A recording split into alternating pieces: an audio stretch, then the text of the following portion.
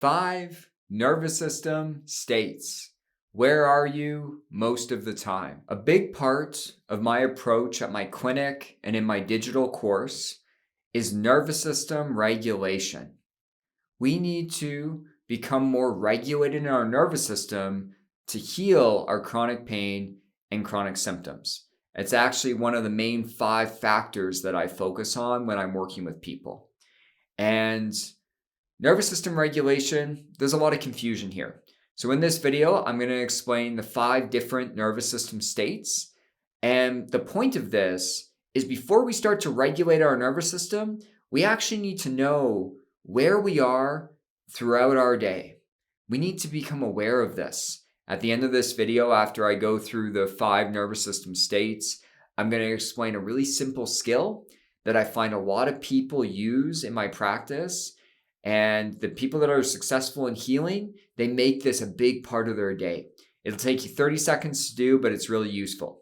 So before I get to that skill, I'm going to explain a few things. I'm going to explain a dysregulated nervous system versus a regulated nervous system, like what's the difference? And then I'm going to explain the 5 different nervous system states, and then a simple skill that you can start to use throughout your day. All of this information really useful, because if we can start to really learn about this, start to utilize it, it can help us heal our chronic pain and chronic symptoms. As we know, a lot of chronic pain and symptoms are neuroplastic in nature, which essentially means your body is not damaged or diseased. Your brain and nervous system has just been stuck in this state of danger and this state of survival for too long. And so it's starting to produce these sensations. And by learning about our nervous system, being in our body with it, learning to take cues off of it, regulate it over time, we can ultimately heal our chronic pain and chronic symptoms. So the first thing we're going to discuss is a dysregulated nervous system versus a regulated nervous system. Nervous system dysregulation, and 4 of the states kind of fall into this category. People often think, I'm in fight or flight right now, I'm dysregulated. That is not what I mean by nervous system dysregulation. Nervous system dysregulation means you're in a prolonged state of fight, flight, fawn, freeze, or shutdown. Almost forgot what they were for a second. It's this prolonged state. So, this morning I was irritated, but my nervous system is actually quite regulated. I've worked on this a lot. And so I didn't have a prolonged fight response. I was just there for, 20, 30 minutes, and that's okay. That's normal. You're never going to get to a place where you are never in fight, flight, freeze, or shutdown. You're always going to be there at some point, and that's normal. And so when I say dysregulated, I mean you're stuck there for hours, days, weeks on end. And that's what we ultimately want to shift, because it just increases the level of danger our brain is feeling too much when we're in this prolonged state of survival. It's not how we're meant to kind of function as human beings. People get there, and no one's to blame for this due to childhood adversity, overwhelming situations, trauma, chronic pain and symptoms. We end up in this prolonged response, and that's what we're trying to shift. Now, nervous system regulation, people often think this means I feel safe, calm, connected. And that's great. We're going to talk about that state in a second. And we want to help you be there more often, but you're never going to be there all the time. Don't make that the goal. I don't feel safe and connected all the time. And I've been doing this work for over a decade. But essentially, when we say nervous system regulation, it means that your nervous system becomes flexible. So for example, you could go into fight, flight, fawn, freeze, shutdown. You could go into one of these states and you could shift back out with ease. It's fluid. That's how we're meant to function as human beings. Sometimes we go into these survival responses and then we can shift back out to safety and connection. That's what we're going for long term. Each day I go into these different survival states. That's normal, but over time my nervous system has become more flexible. It's really rare I get caught there. And if we can make your nervous system regulated, meaning more flexible, that can help reduce or eliminate chronic pain and chronic symptoms. So now I'm going to show you some slides to explain in detail each of these 5 different nervous system states. As we go through them, see what you relate to. See where you're landing most often. Because before we start to use all the different nervous system regulation skills, somatic skills, we need to have a deep relationship of knowing what state we're in and noting that right away. A lot of us, we end up in fight or flight, for example, for hours before we really realize that we're there. And so we need to be able to reliably know and quickly know where we're at, because that way, all the skills that I teach on my channel, all the meditations, all the somatic practices, you know when to use what. That's what we're going for long term. So let's dive in to what these 5 nervous system states are. So the first state is the safe and connected response. And again, this isn't what we mean by regulation. Regulation, again, means flexible. So you could more easily end up here, and that's what we're going for. I want people to have more easy access to this safe and connected response. And generally, we want people to be here more often, but again, you're not always going to be here. Now, with each of these 5 states, I'm going to explain the physical experience, mental experience, and behavioral experience. So for the safe and connected response, the physical experience can be a calm breath. Heart rate feels regulated. Digestion is functioning well. Muscles are loose or feel light. Quality sleep. Improved health happens here. And chronic pain and symptoms can start to reduce the more often you're here, and ultimately can become eliminated when they're neuroplastic in nature. The mental experience can be hopeful thoughts, slow thoughts, thoughts based in purpose or passion. I find a lot of people have less intrusive thoughts here and generally have a calm, slow mind. Now, the behavioral experience is being playful, purposeful action, social connection, intimacy, feeling creative, doing creative actions. People are productive. Movement can be mixed with stillness. So there's a good mix of movement and stillness taking place. Now, one thing you'll notice in this safe and connected response is it's more than just calmness. You can still have purpose, action, be mobilized in your day, and have this safe and connected response. A lot of people think, this safe and connected response just means calmness. No, it's so much more than that.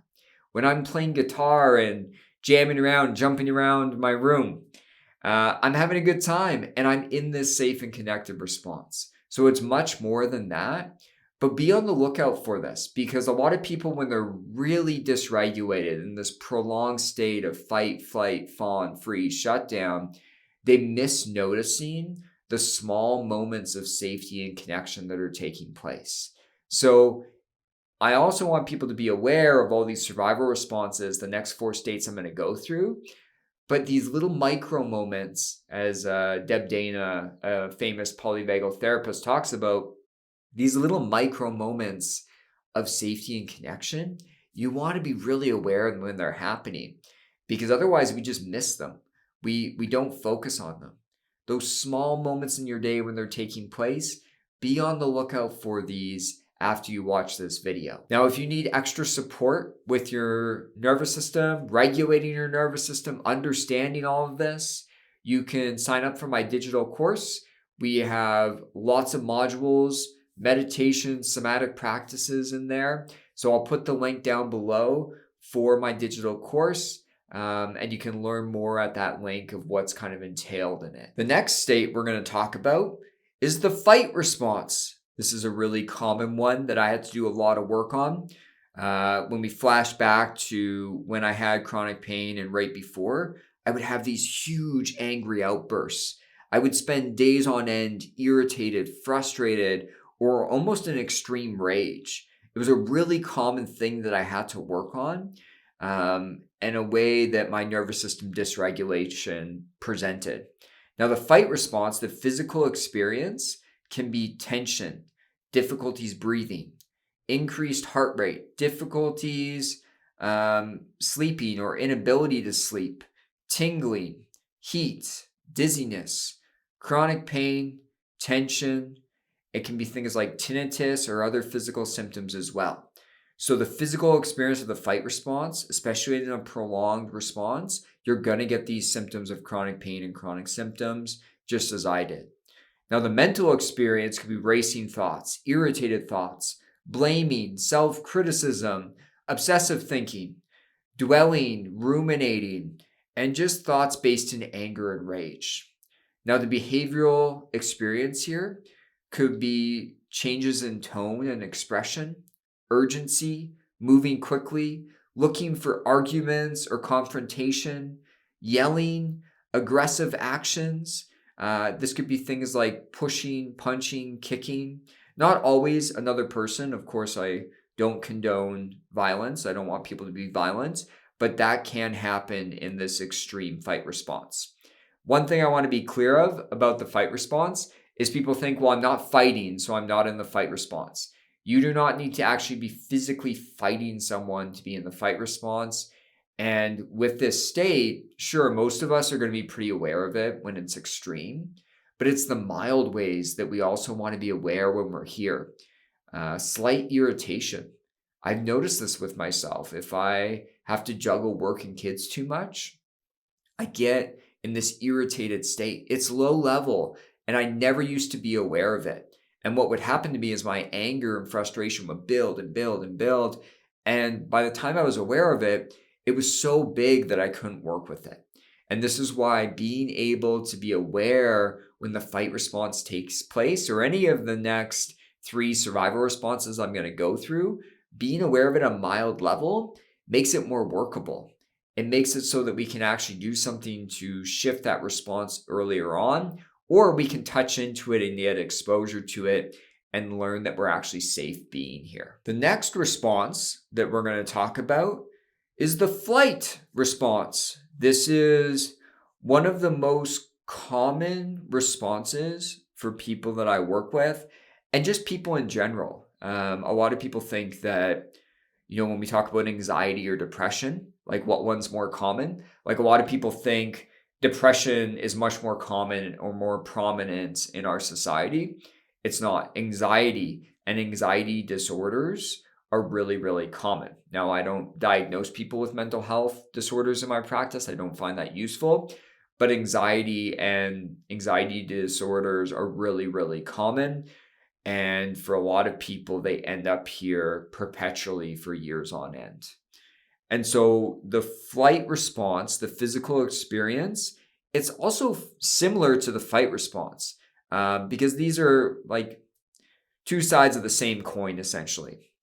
But the physical experience could be difficulties breathing, increased heart rate, inability to sleep, tingling, cold sweats, dizziness can commonly live here, chronic pain, tension, tinnitus, and other physical symptoms. So again, that physical experience when we're in this prolonged response can start to include chronic pain and chronic symptoms. You can go into the flight response without having physical symptoms like pain or symptoms, but for a lot of people, if they're here in this prolonged way, your brain's going to feel in danger and it's going to start to produce these physical symptoms. Now, the mental experience can be racing thoughts, worrying, and obsessive thinking. Nervousness, thoughts based in like anxiety, fear, panic are really common. And the behavioral experience, for a lot of people, it's this rushing or urgency. It's one thing that happens to me a lot. If I go into this anxious response, I'll constantly be rushing. I'll constantly be feeling like everything's urgent and I really need to push forward in my day. People feel scattered, moving quickly, looking for exits or escape, and compulsive actions can often live here. So this is the flight response, and you want to start to be really aware when you're falling into it. Again, most of us are going to notice it when it's at that extreme end of panic, but for a lot of us, we need to start to be aware that it's starting to take place when it's like mild nervousness. It's going to make it more workable. You're going to be able to drop in your body and move through that response easier. the old me, what would happen is I'd be so disconnected from my body that anxiety would just build and build throughout my day. And then I'd be having panic attacks at night and wondering what happened. But it's not like the moment the panic attack hit that it was just like this sharp response. There was this building that was taking place. And that's why we really want to be aware of this when this is happening. The next state we're going to talk about is the fawn response.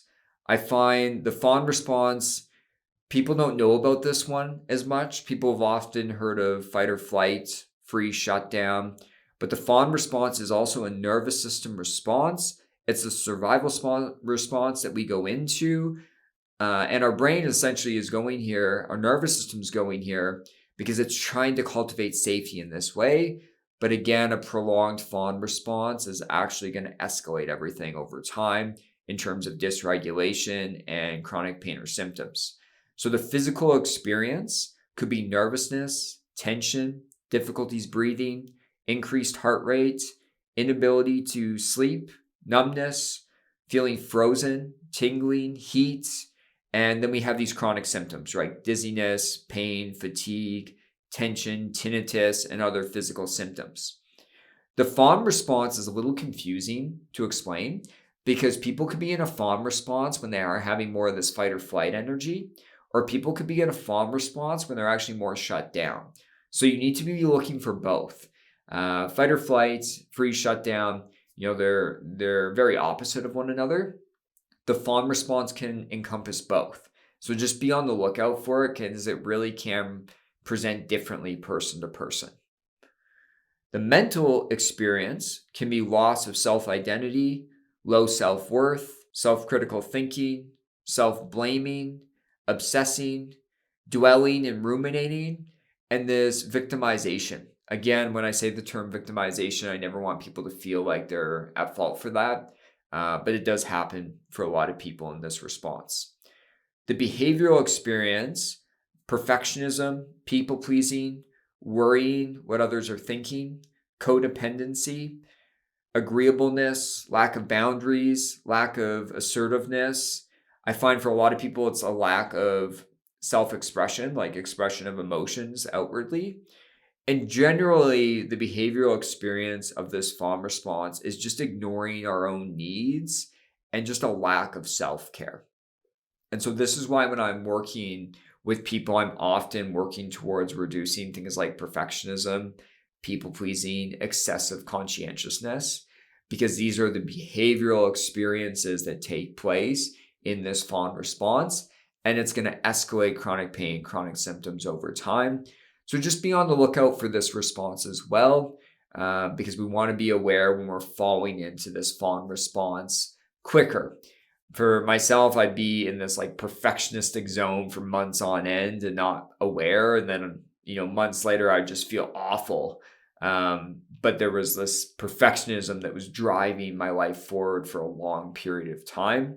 And so I had to do a lot of work on this myself to heal my chronic pain. And now we're on to the last of the 5 nervous system states. So this state is the freeze or shutdown response. Very common for people that have faced childhood adversity, trauma, chronic pain, and symptoms. We often get to this place of freeze and shutdown. And this ones can be hard to notice for a number of reasons. First off, the freeze and shutdown response, we naturally click off, we disconnect. And so we have less connection to our body in general. The other thing is the freeze and shutdown response, although it can be very dysregulating to be here in this prolonged way, it can feel nicer to some people compared to fight or flight. Fight or flight, that energy can feel really overwhelming.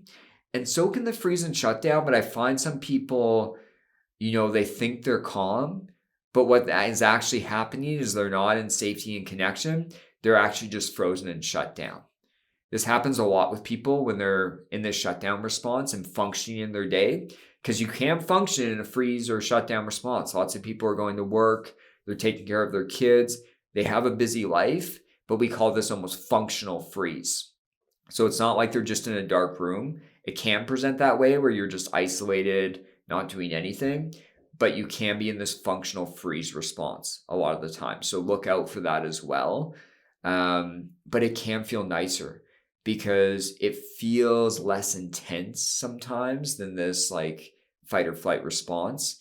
And so we don't want to be misinterpreting calmness or safety when we're actually in freeze and shutdown, because your nervous system is working really hard. You may not feel it, but being here in a prolonged way can have a lot of negative effects in terms of chronic pain and chronic symptoms.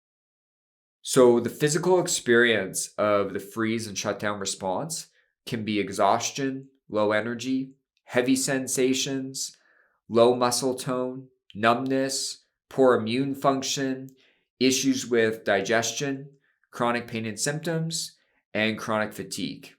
I find a lot of people with widespread chronic pain or chronic fatigue often maybe didn't start off this way, are ending up in this zone. Like things like fibromyalgia, I find a lot of people, not everyone, so I just want to be clear about that, but a lot of people are ending up in this frozen shutdown state, which makes sense because it's so widespread, it's so debilitating the pain or physical symptoms we're having. The mental experience can be lacking motivation or interest, dissociation, depression, numbness, loneliness, hopelessness, and helplessness.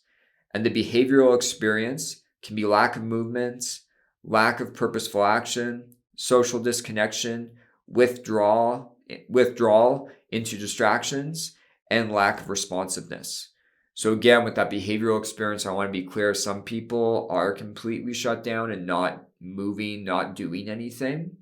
And other people are functioning in their life. It just takes so much energy for themselves to kind of function when they're in this frozen state. Now, the one thing about these 5 nervous system states is I never want people to feel like they're to blame for it.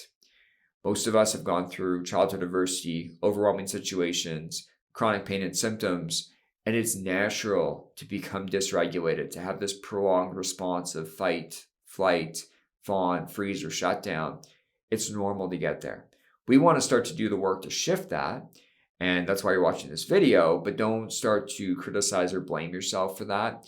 I've been in all of these responses in a prolonged way while I was having chronic pain and chronic symptoms, and to be honest, well before that, even into my teenage years, which was almost a decade before my pain and symptoms came on. Now, the skill that you want to use, and this skill is meant to be quick, it's meant to be used repetitively throughout the day, is what we call the drop in and describe skill. So we're dropping into our body. You're dropping in and you're noticing what's going on with my thoughts, what's going on somatically in my body, sensation-wise, and what's going on with my behaviors. So you're dropping in to this embodied experience and you're being curious. What's going on thought-wise, somatically with my behaviors? And you're just exploring. We don't need to get overwhelmed by them. We don't need to like hyper-focus and get lost in them. You're just quickly throughout your day dropping in, noticing what's going on.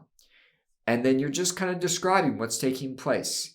And you're describing based on what you're noticing, based on what's taking place, what nervous system state are you in? Describing the nervous system state, maybe the emotions that are taking place. And this skill is meant to take 30 seconds or a minute, really quick, and you're doing it throughout the day.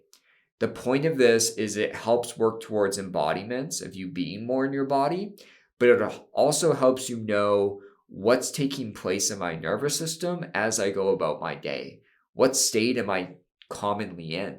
A lot of us know we feel bad, and I get that. Like we feel a lot of unpleasantness, but this helps us to have more understanding what's taking place.